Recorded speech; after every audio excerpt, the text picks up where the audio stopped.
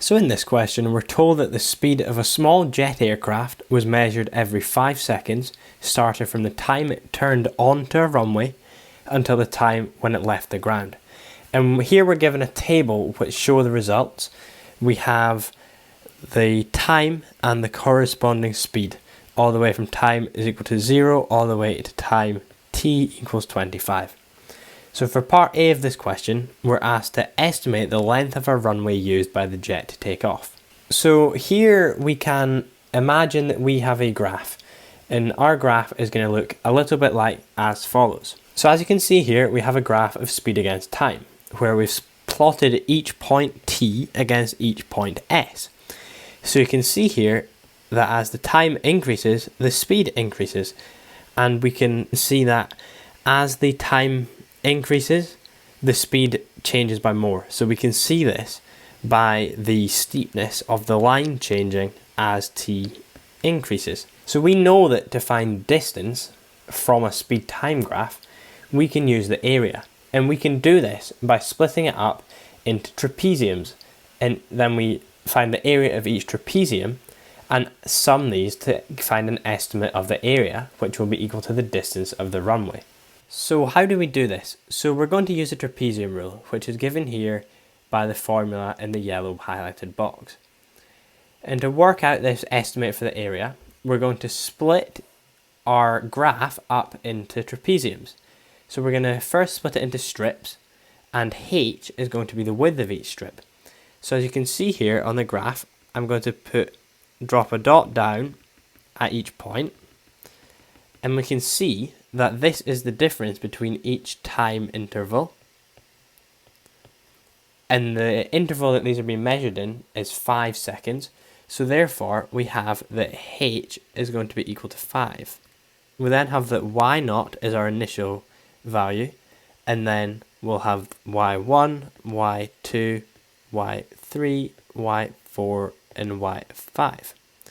So we now have the values that we need to then use our formula. So we'll have that the area is going to be equal to 1 over 2 multiplied by 5. Then we'll have our big brackets, and we're going to have y0, which is 2, and we're going to add that to y of 5, which is 42. And then to that, we're going to add 2 lots of y1 plus y2 plus y3 plus y4. So that will be 5 plus 10 plus 18 and finally plus 28. We then put this into our calculator and we get that the area is going to be equal to 415 meters. So then this means that we can conclude that the length of the runway is going to be 415 meters. So we now move on to part B of the question, where we're asked to explain whether your answer to part A is an underestimate or an overestimate of the length of the runway used by the jet to take off. So to answer this question, we're going to take a look at our graph. So we've used the trapezium rule, and what we need to think about is this going to overestimate or underestimate the area. So what do we mean by overestimate or underestimate? So in this graph here, if I just take a look at this interval between 5 and 10, and what I'm going to do in green to highlight this, I'm going to show what an overestimate and an underestimate of the area is going to be. So if I draw a green dotted line in here, this green strip here, that will give an underestimate of the area of this whole bit here. But then if I then do the same in purple and measure this and then work out the area of all of that, that is going to give an overestimate. So now I need to have a think about what is a trapezium, and I'll illustrate that on this final column here. So let's drop these down just like that. So then now we'll have a think about what this means for us.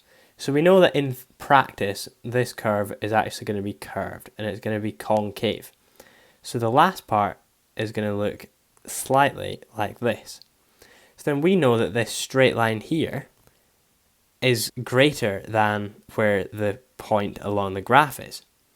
So this means that we'll have extra area in between these two, which results in us overestimating the area. And this is because we have a concave upwards graph. So writing this down, we use the trapezium rule, and we have a concave upwards graph. So we therefore have an overestimate,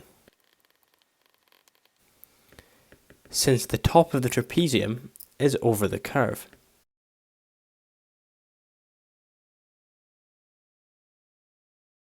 So now we'll take a look and see where marks were on offer in this question.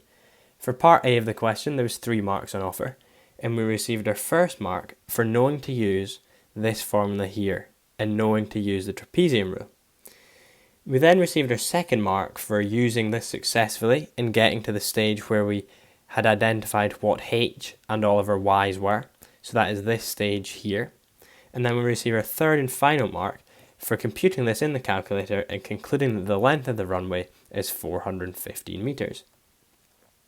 Then moving to part B of the question, there was 1 mark on offer, and we got this 1 mark for stating that we had an overestimate.